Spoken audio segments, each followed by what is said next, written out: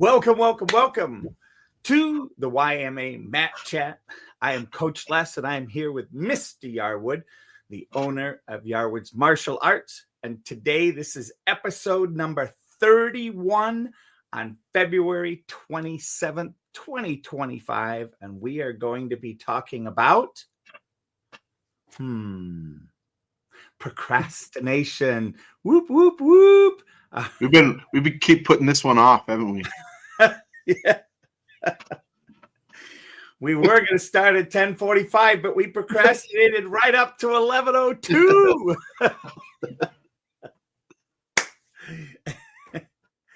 And I'm going to go ahead and create the definition of procrastination. For those of you that might be not quite sure what it really means, procrastination is the act of delaying or postponing tasks, often choosing short-term comfort over long-term benefits. It can lead to stress, poor performance, and missed opportunities. Over to you, Mr. Yarwood. Man, I personally, I know what procrastination is, but I have a hard time with it because I'm a guy who likes to get stuff done. I don't like having things linger, having things sitting there. It creates anxiety, I guess. Not necessarily actual anxiety, but I just get this feeling like, man, I just got to get this done so it's done.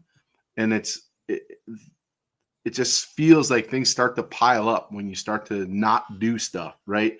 And it's just little things here and there. I'll do that a little bit later. I'll put this over here and I'll get to it later, right? And a lot of things happen. You forget about things, you lose things, the other things come up that you start to prioritize over that. And even though that was something you had to get done, or even if it's not something that needs to get done right away, another thing gets added to it, and it just piles up. And to me, just thinking about it drives me crazy. It's like I'm not a procrastinator guy. I just want to get it done so it's done, and then I can move on to the next thing, as opposed to going, oh man, was I supposed to do that? Did I remember that over there? And that, you get forgetful about things, and you're trying to create lists of things that you need to get done later, and it's like it's just to me, it's just turmoil, right? If you don't have if you don't have this grasp on, okay, I got a project to do, these are the things I got to get done to get that project done. It just, I don't know. It's directional for me. It's something that keeps me on track to just get it done. I have something to do, get it done. Obviously, I'm not going to get everything done all at once. That's when you prioritize, right? But it's like putting stuff off, just, I don't know. It's one of those, I guess it might be a pet peeve, an annoyance, something. I don't know what it is, but it makes me fidgety to think about. Whew. Well, on the other hand, if we were to put a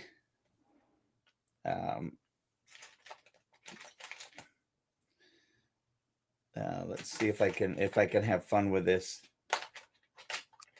On the other hand, if we were to take and put a coin on this, I'm the flip side for Mr. Yarwood.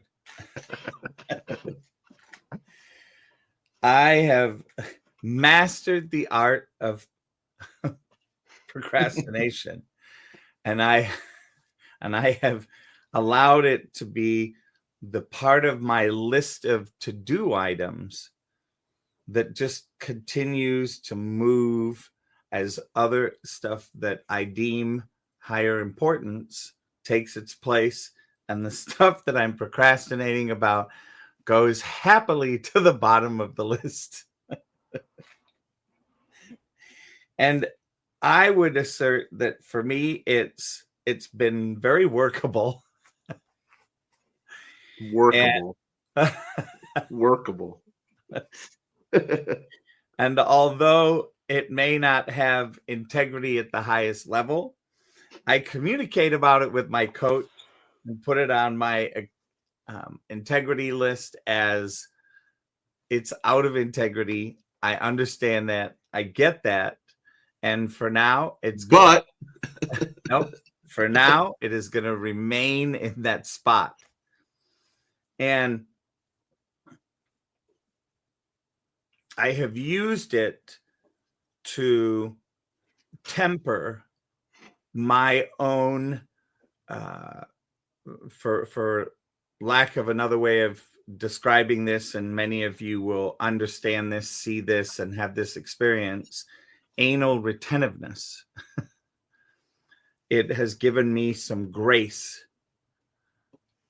in life, in being able to see and give grace to clients that procrastinate.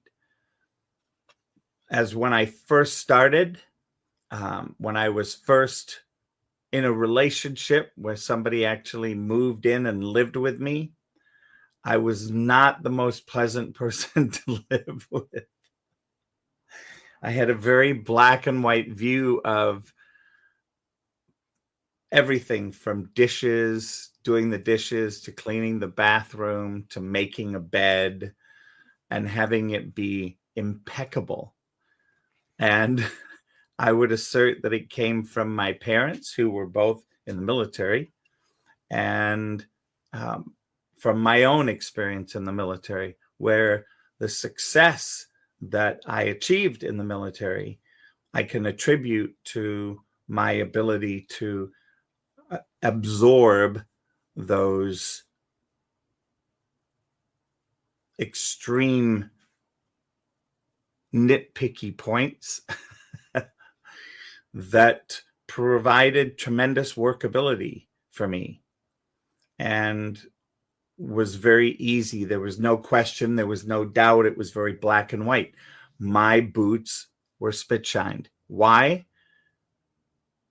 They were spit shined as I knew when they were spit shined, I would never get gigged, and gig being reprimanded for dirty boots or scuffed boots. And people tried. There were a couple people that would, right as we're heading to the training yard to line up for formation, for inspection, there would be one or two people that would come, and because they didn't want to take the time, they wanted to scuff mine. And so I became very adept, and I think it was a cool thing. I was very adept at, when I saw somebody, of being able to pick, quick feet. Yes, and being able to pick a foot up, even though it was the one I was balancing and standing on in the moment. And as a soccer player, that it definitely helped develop that next level of dexterity. I think, though, there's, if I look at the normal response and the normal understanding of procrastination, there are definitely things that I have procrastinated on.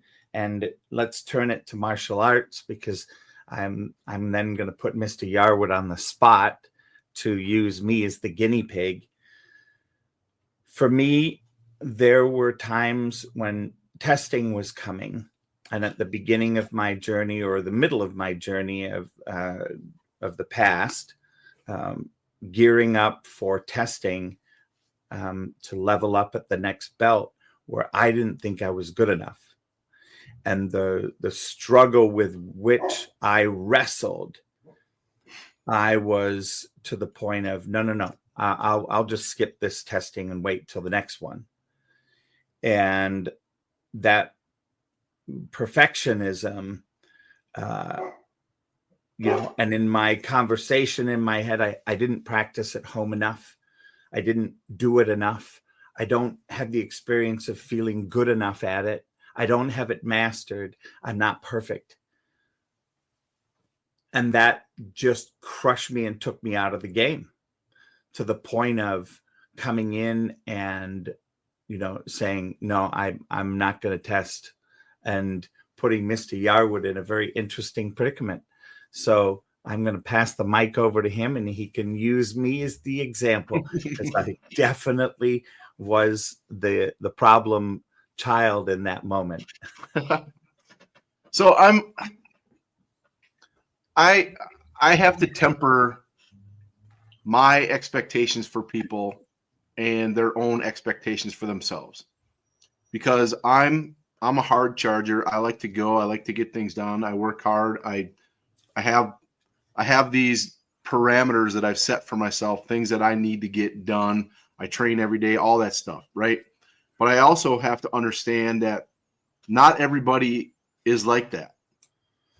And sometimes I forget and I get a little, I don't know, not necessarily aggressive, but I get a little to the point where, like, well, why don't you do what you're supposed to do, right? Why aren't you getting this done? Why are you getting this done? Why are you getting this done? So I have to step back and try and relate.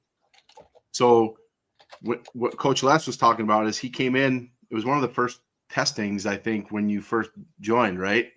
When you came in, you were in uniform, you were ready to go, but you just told me, I'm not ready. And in my head, I'm going, what do you mean you're not ready? You've been training, you've been doing all this stuff. You're as far as I'm concerned, you're ready to go, right? And as an instructor, I would guess that my word to you, telling you you're ready, would mean you're ready, right? I'm not going to put you in a situation where you're not ready.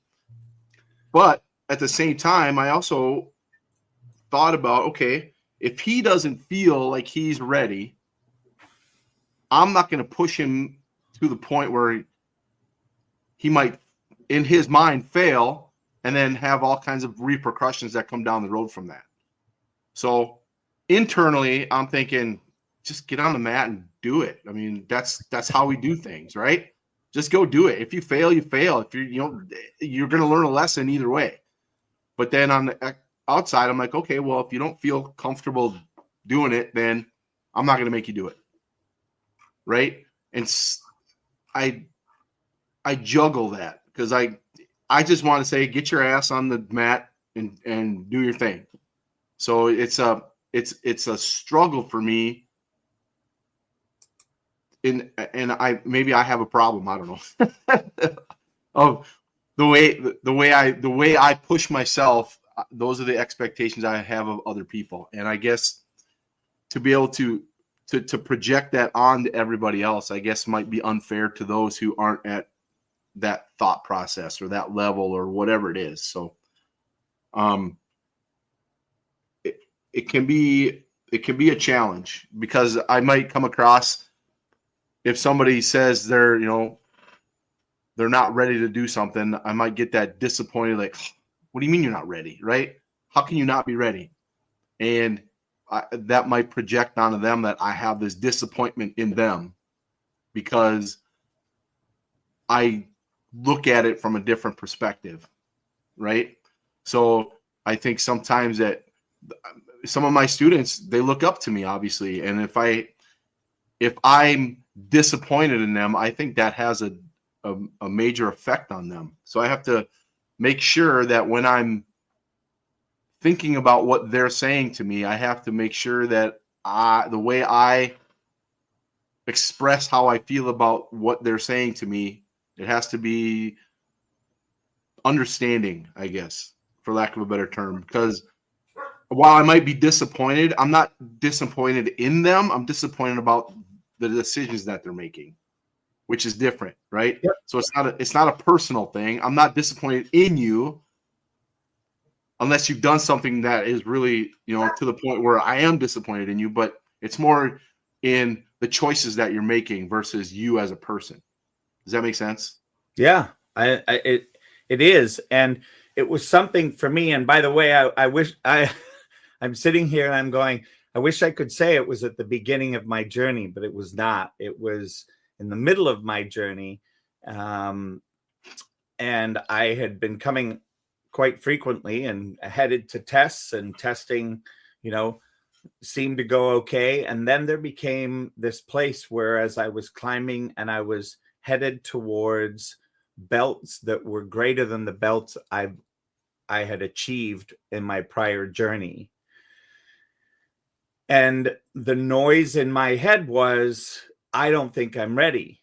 I haven't practiced enough. I'm going to make a mistake. Right. And the thing for me in that moment was, I was looking for this, I was so overwhelmed with stuff going on in my personal life and work, and the fear of failure, and these causes of procrastination, right? Fear of failure, lack of motivation. I don't lack motivation, so that wasn't part of it for me. Perfectionism and feeling overwhelmed. And as I would let people know many, many times, feeling overwhelm itself is an integrity issue. Who am I? The coach of integrity. Yep. And I looked at it and went, you know what? I haven't practiced enough. I have the experience that I'm going to make a mistake. So it's not going to be perfect. And I don't want to fail. Like, there's no way I want to go through all of this stress of doing the testing and not pass. So when I came, I had this preconceived idea that when I said this to Mr. Yarwood, he would look at me and he would go, "No, you're ready." And I would go, "Okay." And he didn't do that. And so in my mind, in that particular moment, not knowing what he just shared with you, there was this space of, okay, he doesn't trust me either. And he's not telling me to stay, and you'll do great. And so I literally went further down the rabbit hole, and then didn't even come to class until Tuesday. So I skipped Monday's class, and I came in and I said, I'm one of these guys. Yes, I will cry. I will get to that emotional piece of an internal stop, because I'm that transparent, and I let it happen because I know the potential of causing a breakthrough. And it was clearly a defining moment in my relationship with Mr. Yarwood to know that, hey, Coach Les, yes, you may coach me on Thursdays. The rest of the time when you're on the mat, I'm your coach, and I will let you know if I don't think you're ready. Mm-hmm. And that shifted a whole conversation, because I've not had the experience of somebody having my back at that level in a performance way. And it shifted my relationship to now knowing, and I now know if I still have that doubt, I don't procrastinate anymore. I just come out and ask. Mm-hmm. So one of the things, to me, the practical strategy of dealing with procrastination, especially in this particular environment, is to just go, I have the experience that I'm procrastinating. Yep. And say something. So that's the tune for me, and what I want to share in this. And we've got some more practical strategies here. And we'll go through those. And I'm excited to hear some of your take on some of these strategies, Mr. Yarwood. But I think that's the place for me. And that was a huge learning lesson for me at 60 years old. And that's what I mean, is like, my thought process is, that's how I think. So for me, everybody, that's how people think, right? So in my head, I'm like, of course you're ready. Well, I don't know why you wouldn't be, but if you're telling me you're not, you better than I know you. If you make that decision, then, I'm not going to make you do it, but I'm not going to tell you you're not ready, because you are, right? So I guess by me not telling you, that's what you were missing, right? You wanted me in the moment to tell you were ready, but my actions up until that point had already told you that you were ready, the way I looked at it, right? Yes. Even though I didn't come out directly and say, Les, you're ready. Everything I did up to that point for you, talking to you, the way I think, told you were ready, because I wouldn't have put you on the mat in the first place if I didn't think you were, right? So there's like that disconnect a little bit between how I communicate and the way you heard it. And then that, and then your reaction to me was, it surprised me, because like I'm like, what he just left. What where did he go? Right? I'm Where like, did my coach go? I know, where the heck is he? Right? And then he didn't show up. I'm like, what did I? And then I started thinking, did I do something or say something that? What the heck? And we each, and I think the great thing about this, right? Because procrastination is a negative conversation. This is not the highlight and bubble of coming on today on YMA Chat and talking about something uplifting, focus or empowerment or discipline or integrity, right? This is one of those things that people struggle with, and everybody struggles with it in their own way. And I think, for me to discover this and learn and go through it, right? Because Tuesday, I was dealing with the integrity issue. Here I am. I'm not talking to my coach. I skipped class. Yep. And he's my client. So I've got, the world of integrity is hitting me from both sides. And, I've put myself in this position because I know the benefits that this makes when we take ourselves to the edge and push through it.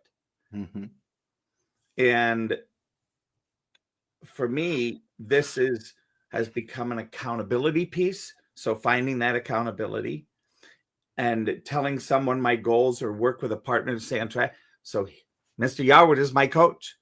These are my goals. And he also knows what I'm up against in business when I'm dealing with things in business. So there's some grace there for him and for me. And building a discipline that works for me, because I know if I let the 19-year-old mentality or 20-year-old mentality of Coach Les go, what happens? I got injured, right? And 6 months later, I'm back training. So there's that responsibility. And I share this because there are people out there that are in their 40s, 50s, and 60s, parents of kids, that if they were to do martial arts with their kids, it would take not only them to the next level, it would take their relationship with their kids, their relationships with their own work situations, and level them up. Yep. And that's what, for me, this is one of the primary drives of this YMA Chat, StreamYard, video cast, podcast, all of that experience, and why I'm here and why I've chosen to team up with Mr. Yarwood, because it is going to stretch me. It's going to stretch me in a place that I'm working on developing expertise in, and I'm still a neophyte. I can be very rigid. Right? I understand that. And that's what I said. My struggle is that I sometimes place my expectations of myself on other people. And it's not always a bad thing. I mean, having the desire, the drive, when I push kids to go further than they think they can go, right? But I also have to know what is their limit, right? Some kids, they just, for lack of a better term, are soft. And it doesn't take much to push them to emotional issues, or they want to quit, or whatever the case may be. But that's the point where, okay, now I step in with the other side of me, with the compassion side, and say, okay, I understand what you're feeling right now, but here's what's going to fix it, right? If you continue to always respond in this way, put things off, not practice, maybe it's too hard, or you have there's a barrier that's created that keeps you from doing what it is you're supposed to do, that creates that procrastination. If I can help them find that and go, okay, when you feel it, this is what you're going to do to get past it. I think when they see that I have both of those sides, where I can be that hard driver, you get your crap done or else type of guy. And then the other side is, okay, I pushed you as far as you think you can go, but I know you can go further. So here's how I'm going to do that. and not be this guy, right? I'm going to be this guy. We're going to move along this way. And that way they start to realize, hey, I can do this, right? And once they get that mindset change, that shift, they start to realize that that's how they're going to get where they want to go, is they have to just go past a little bit further each time. And when you see that in a kid, man, that is just so amazing. And when I saw it in you, right, that I get that feeling that, man, it's an internal, like, wow, I helped this person get further than they thought they could go, right? And that makes me just want to do it more. Then I go looking for that next person I can do it for, right? And it can be a selfish thing for me, because I feel like, okay, I did this. I can, and it helps me to know that what I'm doing is helping other people. The way I do things is being effective to help other people. And that just motivates me to want to do it more. And when I hear that procrastination word, is just like, it's to me, it's almost an excuse, right? A reason to not do something. Why I can't do it because of this, or I have this obligation over here, so this one's not going to. That's how I hear it in my head. It's more of an excuse than the desire to just do what you know you're supposed to do. You're trying to find a way not to do it, and that's not always the case. Obviously, it's not always an excuse, but that's the way my brain interprets it. You know, I think the other thing, though, I think that there's something to be said for the creativity that some people will come up with that is their form of procrastination.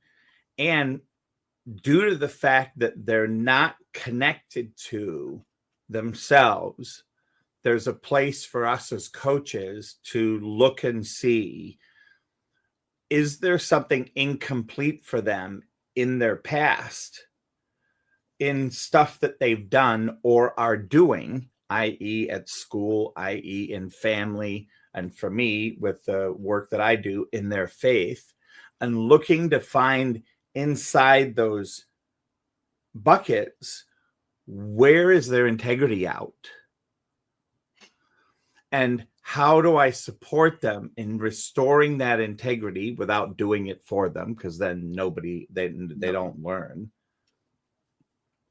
But creating that space and setting up the conditional environment for them to have a breakthrough. And that's the place for me where I keep looking at when I bump into somebody that's procrastinating, is what's the trigger? What's the thing that got in the way? What's the fear factor that they haven't dealt with?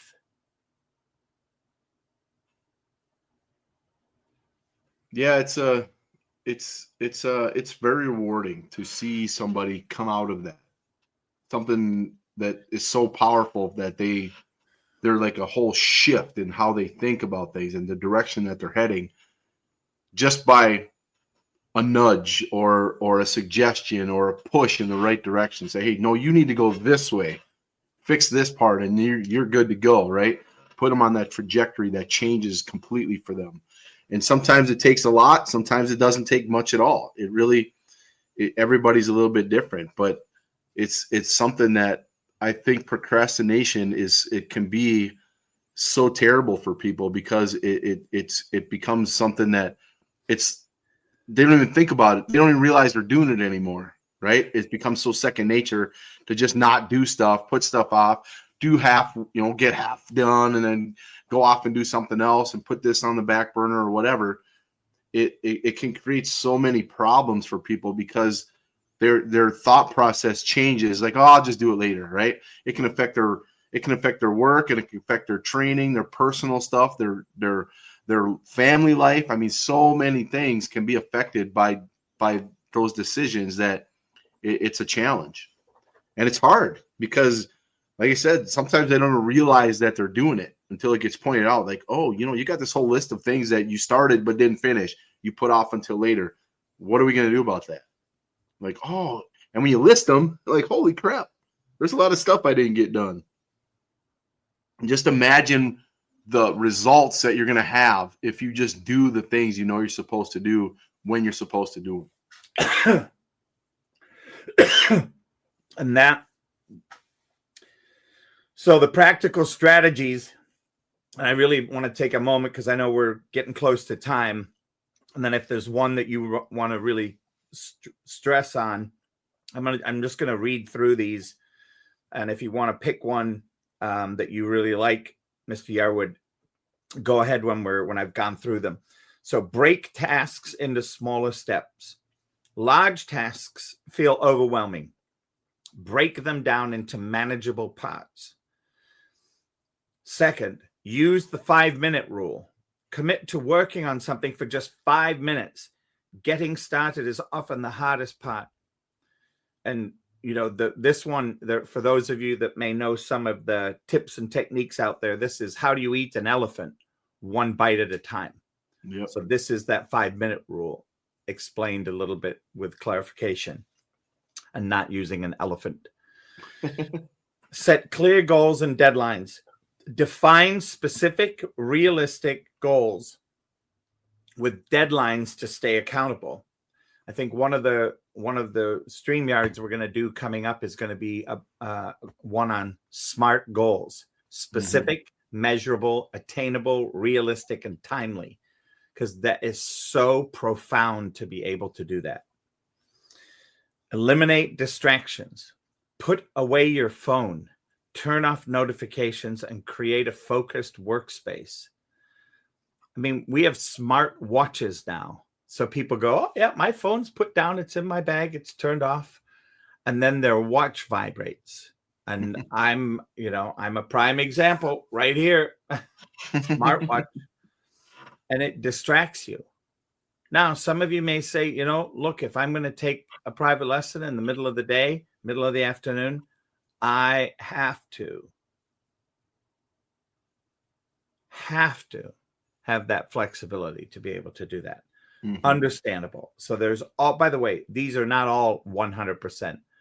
Some of them may be 99.9%. Use time management techniques. Try the Pomodoro technique, which is work for 25 minutes, rest for 5. Work for 25, rest for 5 to maintain focus.